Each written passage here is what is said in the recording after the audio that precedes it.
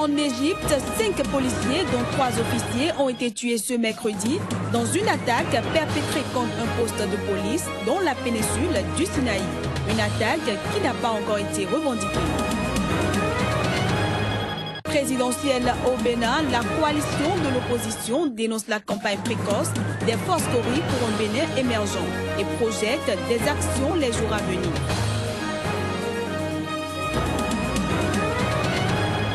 Enfin, en Guinée, le djihadiste mauritanien Saleh Ould Cheikh a été renvoyé ce mercredi soir dans son pays, ceci au lendemain de son arrestation.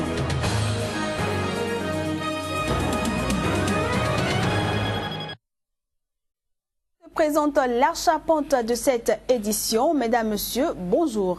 En Tunisie, des centaines de personnes ont manifesté ce mercredi dans les rues de Tunis. C'était à l'appel de l'Union générale des étudiants de Tunisie et en soutien à la population de Kasserine, région défavorisée du centre du pays, où de vives tensions ont refait surface après le décès d'un jeune chômeur. La manifestation a tourné à l'affrontement avec la police.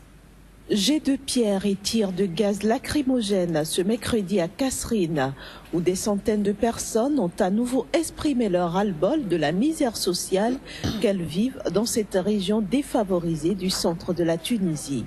Cela fait quelques jours maintenant que de vives tensions marquées par des accrochages avec la police ont refait surface ici après le décès d'un jeune chômeur de 28 ans mort samedi électrocuté après être monté sur un poteau alors qu'il protestait contre son retrait d'une liste d'embauche dans la fonction publique.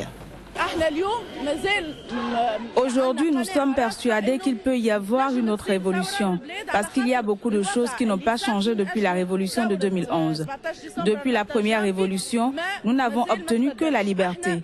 Il reste encore à obtenir le travail et la dignité.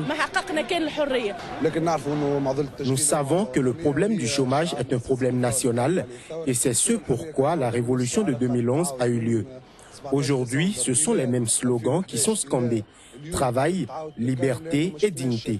Nous n'avons pas vu de changement dans les politiques économiques et sociales du gouvernement. Il y a toujours autant de pauvreté, et même plus qu'avant. Il faut que ce gouvernement œuvre à trouver des solutions simples, sinon il partira. Rappelons que mardi, un couvre-feu nocturne avait été décrété dans la ville. Le Premier ministre Habib Essid a annoncé dans les 48 heures le limogeage d'un haut responsable du gouvernorat ainsi que l'ouverture d'une enquête. En Égypte, 5 policiers, dont 3 officiers, ont été tués ce mercredi par balle dans une attaque perpétrée contre un poste de police dans la péninsule du Sinaï. L'attaque, qui n'a pas encore été revendiquée, a eu lieu en soirée dans le Nord Sinaï, un bastion du groupe Province du Sinaï. Il s'agit d'une organisation djihadiste locale ayant prêté allégeance au groupe État islamique et tué des centaines de policiers et de soldats dans des attaques. Les ambassadeurs du Conseil de sécurité de l'ONU se sont rendus ce mercredi au Burundi où ils vont tenter de persuader le gouvernement d'ouvrir un dialogue avec l'opposition. Ils essaieront aussi de convaincre le président Pierre Nkurunziza à accepter le déploiement d'une force de l'Union africaine. Suivons ici les précisions de quelques membres de la mission. Le premier objectif, c'est de briser le début d'engrenage auquel nous assistons au Burundi, d'engrenage de la violence, et dans ce cadre d'éviter que le génie des violences ethniques ne sorte de sa bouteille. Beaucoup de travail a été fourni pour tenter de faire prendre conscience au gouvernement burundais que ce serait dans l'intérêt du pays et même dans l'intérêt du gouvernement de stabiliser sa propre situation. Donc je ne pense pas que quiconque ait abandonné ou que la première réponse du gouvernement burundais sera sa seule réponse. Et je pense que le Conseil a la possibilité de mettre tout son poids derrière ce que l'Union africaine a déjà proposé. Les contours précis de ce que cette force peut et devrait faire peuvent être discutés et nous pouvons faire des compromis. Mais personne ne peut penser que la simple extension du statu quo sera une bonne chose pour le peuple burundais.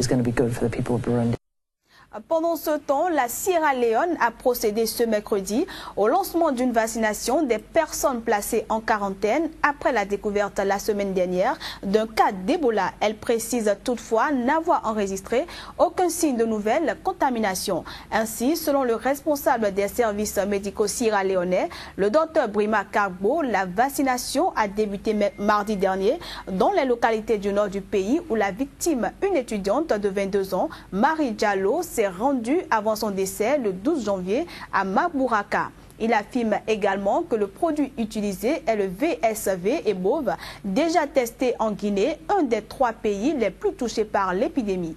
Notons que l'opération durera jusqu'à ce que tous les contacts, personnes susceptibles d'avoir été en contact avec le cas confirmé, soient vaccinés dans les différentes zones concernées, a-t-il ajouté.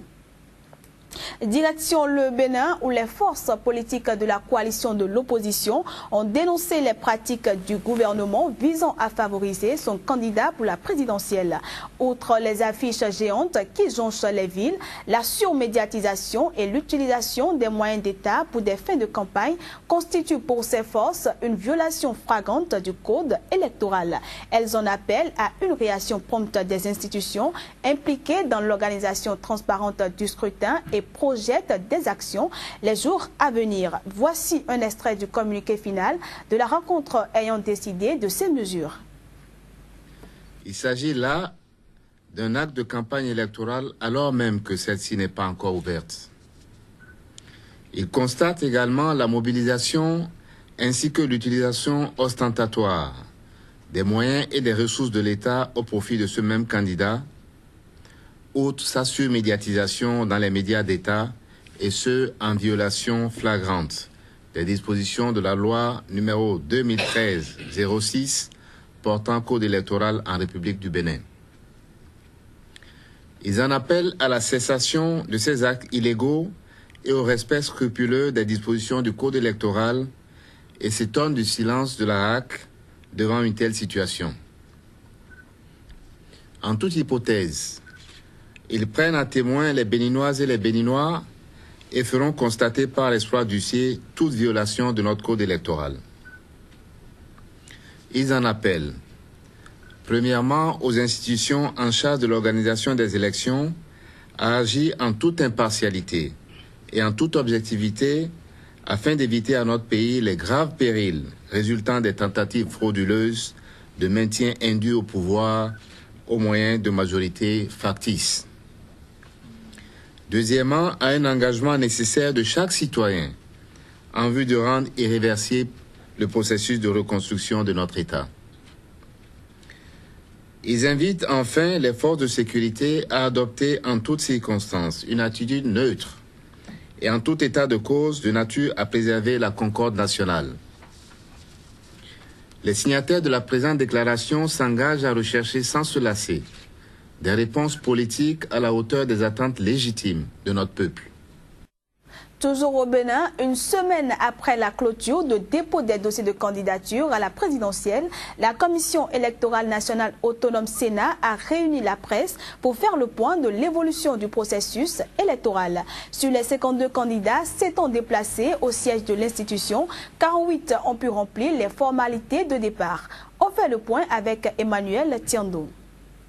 Je puis vous dire, au moment où je vous parle, que la Sénat a déjà reçu 18 bulletins numéro 2 du casier judiciaire. Je voudrais enfin vous dire que les 37 candidatures qui ont été acceptées par la Sénat ont été transmises à la Cour constitutionnelle qui, je vous le rappelle, est seul juge de la recevabilité des candidatures à l'élection présidentielle. Cependant, je voudrais également vous dire, toujours dans le cadre de la transparence, que nous avons reçu 2 correspondance émanant de 2 candidats qui se sont désistés. Nous allons transmettre également ces dossiers à la Cour constitutionnelle pour suite à donner. Djihadiste mauritanien Salek Ould Tchek a été renvoyé mercredi soir dans son pays au lendemain de son arrestation. Condamné à mort en Mauritanie, il s'était évadé d'une prison de Nouakchott le 31 décembre dernier. La cavale de Salek Ould Tchek aura donc duré 3 semaines. D'après une source policière mauritanienne, il est d'abord entré au Sénégal puis en Guinée. La Mauritanie a lancé le 7 janvier un avis de recherche contre Salek Ould Tchek, condamné à mort en 2011 pour action terroriste après une opération à la voiture piégée menée par Al-Qaïda au Maghreb islamique visant à assassiner le président Mohamed Ould Abdel Aziz. On retrouve à présent Kodevi Ametonou pour la revue de presse.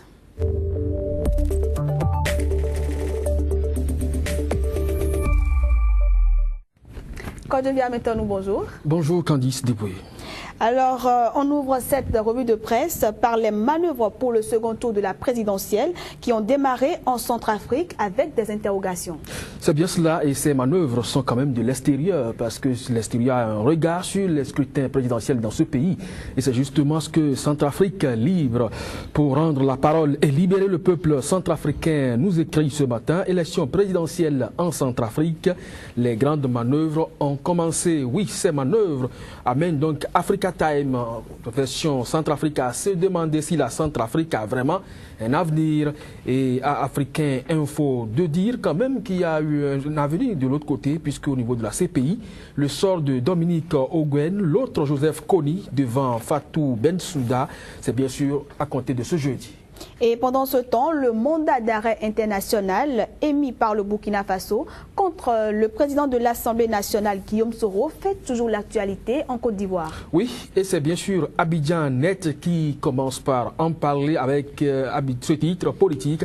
Mamadou Koulibaly, qui est le président de l'IDE, réclame donc une commission d'enquête parlementaire dans l'affaire Soro. Eh bien, le président de la République ivoirienne, de son côté, Alassane Dramane Ouattara, avec Ivoirien.net, se dit donc étonné du mandat d'arrêt international émis par le Burkina Faso contre la personne de Guillaume Soro. Et puis, rumeur d'Abidjan parle de cette même actualité et met donc en manchette le président de la République dit ceci: entre djihadistes et mandat d'arrêt internationaux, Ouattara a beaucoup à faire. Et puis, timidement, le trafic a repris devant Splendid Hotel à Ouagadougou.